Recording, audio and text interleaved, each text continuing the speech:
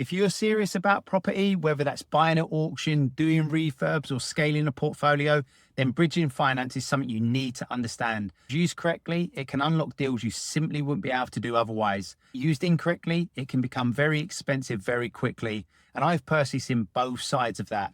So in this video, I'm going to walk you through what bridging finance actually is, when you should use it, what it really costs, and how the process works step by step. And most importantly, the risks you need to understand. So by the end of this, you'll know exactly when bridging works and when it doesn't, Let's start simple. Bridging finance is short-term funding, and it's designed to bridge the gap between where you are now and where you want to get to. That's it, You're at point A, you need to get to point B, and bridging finance fills that gap, Now, point B could be, let's say you might want to be refinancing onto a buy-to-let mortgage, selling the property, completing a refurbishment, or maybe gaining planning permission, or alternatively splitting titles or stabilizing an asset, right? So bridging isn't the end solution. It's the tool that gets you there. And that's where a lot of people go wrong. They treat bridging like long-term finance. It's not.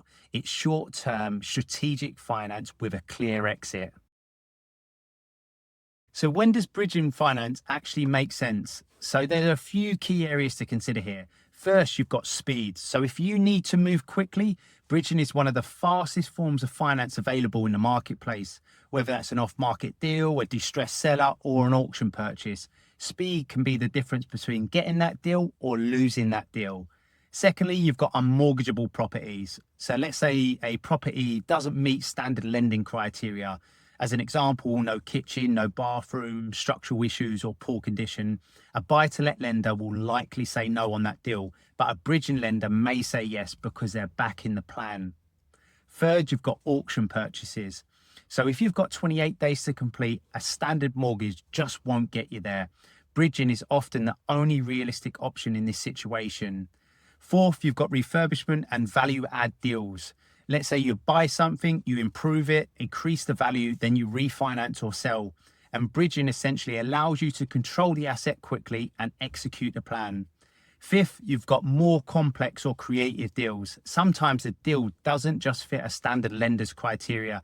Maybe it's mixed use, maybe it's semi-commercial, maybe it's a little bit of title splitting, maybe it's a bit messy. And bridging essentially allows you to be more flexible in these situations. And lastly, credit profile. If you've got historic CCJs, missed payments, complex income, poor affordability, a bridging lender may still consider the deal because they're more focused on the asset and the exit. Now let's address the big one, cost, because this is where most people hesitate. Yes, bridging is more expensive than a standard mortgage, but it's not designed to be cheap.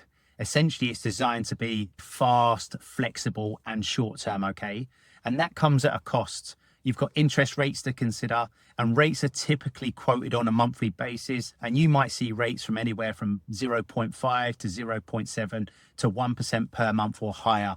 And that will depend on the loan to value, property type, borrower profile, exit strategy, and the complexity of a deal.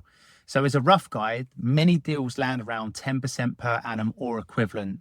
You've also got arrangement fees to consider. Most lenders charge around 2% of the loan amount, and this is usually added to the loan or deducted from the gross facility. So again, you need to understand your net position on any bridging finance deal.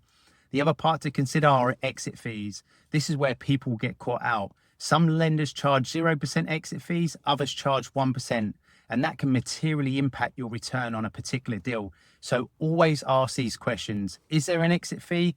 When is it charged? How is it calculated? And the interest types, So essentially, you've got three main structures. You've got serviced, this is paid monthly. You've got rolled up, added and paid at the end. And you've got retained. Essentially, this is held back up front.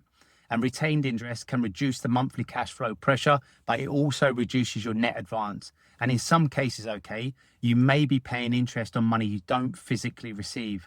So for me, the structure matters deeply. Other costs you've got to consider, you also need to factor in valuation fees. They can range from £1,000 up. Legal fees, 2 to 3K, brokers fees, admin fees, monitoring fees. Bridging isn't just about the rate, It's about the total cost. Let's go deeper on the two biggest use cases. We'll start with refurbishment. Let's say you're buying something below its potential, you're going to improve it, then exit. But here's the key point. A standard bridge may not fund the works, okay? So if the refurb is 40K, you need to fund that yourself, unless you're going to structure a refurbishment facility with that particular lender.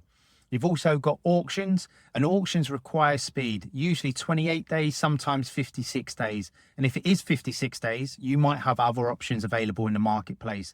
But if it's 28 days, bridging usually is the play, okay? And an important point here, an AIP is not a guarantee. You must have a backup plan, because if the finance falls through, you still have to complete.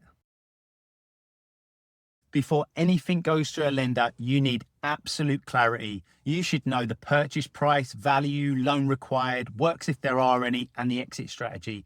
And the exit is everything. Ask yourself this question: how am I repaying this loan? Your broker then should package a deal, send it to lenders, get feedback, and secure you terms.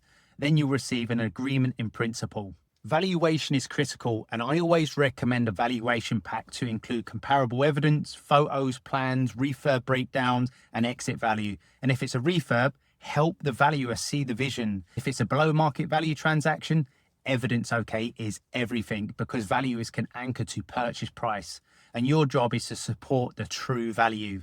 Once the valuation is in, you'll get the formal offer, and this will include loan terms, fees, conditions, security. And security usually includes a charge over the property, personal guarantee, and a debenture if it's a limited company. You'll also need independent legal advice, and importantly, okay, a solicitor who understands bridging, because this is not standard conveyancing. So bridging finance is fast, it's flexible, and it's asset-led, and it allows you to move quickly, secure deals, add value, and scale. Let's be really clear, there are risks attached. It's short-term finance, typically 6 to 18 months, and you need to move. You've got cost, everything adds up, okay? You've got default risk, which is one of the biggest, and if you overrun on a project, it gets expensive fast. You've got default rates, fees, pressure, and worst case scenario, repossession. So the key message is this: bridging finance is a tool, a powerful one at that, but only if used correctly, okay? You should know your entry, your cost, timeline, and exit, and make sure the deal stacks. And just to leave you with this, okay, I can secure you 75% of on-market value for below-market value transactions. So if you've got a deal and you're not sure if it works, drop me a message. I'll take a look at it and tell you straight whether it stacks or not.